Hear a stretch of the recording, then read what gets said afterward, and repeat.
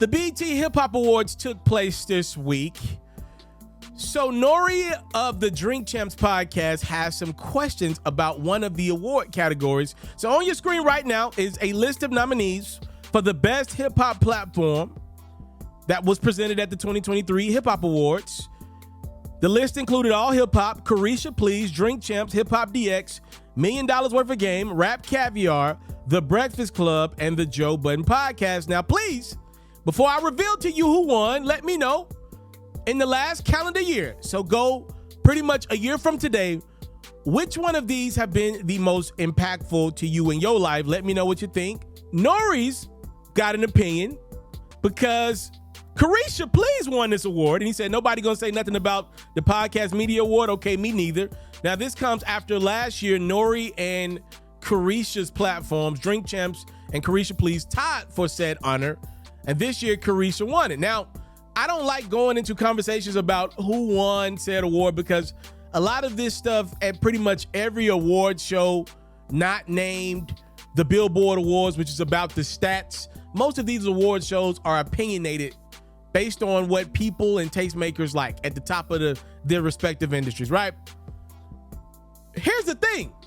The problem that I believe NORE has with Carisha winning the honor this year is Carisha ain't really dropped no episodes. I went back and did some due diligence, and I was able to count 3 Carisha Please episodes in the last calendar year. Comparing that to platforms, I mean, Joe Budden Podcast drops a couple times a week. The Breakfast Club drops every day. Drink Champs drops like once a week.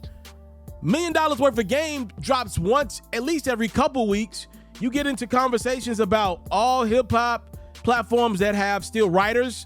Hip Hop DX really doing a good job, actually. They got writers. Rap Caviar, they do great things for different top tier conversations. The one that comes out with content the least is Carisha Please, but yet she took home the honor by herself this year as best hip hop platform.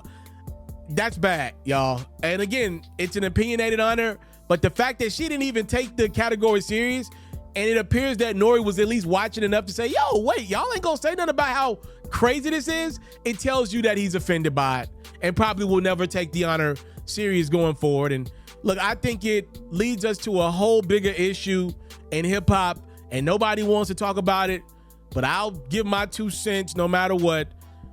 I believe there is a narrative being pushed nowadays, and I see it at the program director level, at stations in big cities like Atlanta, Los Angeles, Miami. New York's kind of got still a lot of males in the industry, but outside of New York, which is the staple where hip hop was founded, I'm seeing a lot of program directors just put women that are not talented, but they look really nice in positions. Everybody knows it. I'm not saying nothing that nobody knows. I mean, I hear the stories behind the scenes of program directors putting women in positions. Number 1, because they trying to have sex with these women. Number 2, because they're intimidated by young men that challenge them and could one day potentially take their job. That's what I'm hearing. I've heard it for a very long time now. That's how a lot of women are getting shots right now. I'm not mad at it. I'm not hating on it. It just is what it is. I'm telling that to all the young journalists out there, especially the black ones. Yo, young men, yo, y'all are up against battles that I did not see coming when I got into the game a decade ago. I'm just being honest with you, because part of me loves the fact that women are finally getting opportunities. I just want the talented ones to get the opportunities and not the ones that just look good. That's what I'm hearing a lot of behind the scenes.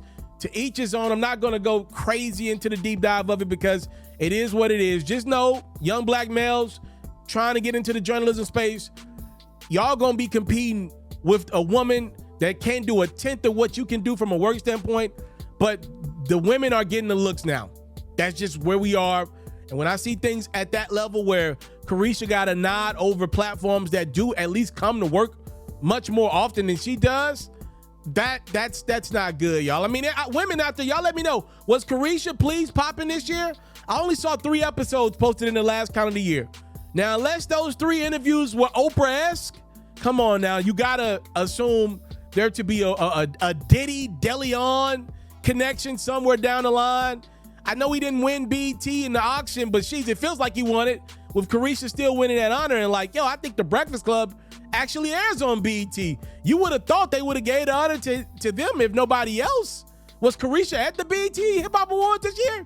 Y'all let me know. I mean, NORE clearly thought about it and was like, yo, that's kind of wild that somebody with 3 episodes won. Time, love, and support is what your boy would never take for granted. Yeah, tough times, man. For all the young black males in journalism, I'm telling you right now, the best thing you could do is create an undeniable brand and make them show love to you, because the looks, they're going to the women. It just is what it is. I'm out. I want to salute you, homie, you know, for building your own thing and doing your own thing. Why build theirs when I believe I can build my own? You've already done it, or I wouldn't be here. I'm already the only elite sports and music journalist in the game today. My goal is simple: to be the best there's ever been. So please don't go. Make sure you subscribe and follow the journey. It truly means everything to me. I tell stories. I talk music. I cover sports. I am culture. I am Pharaoh.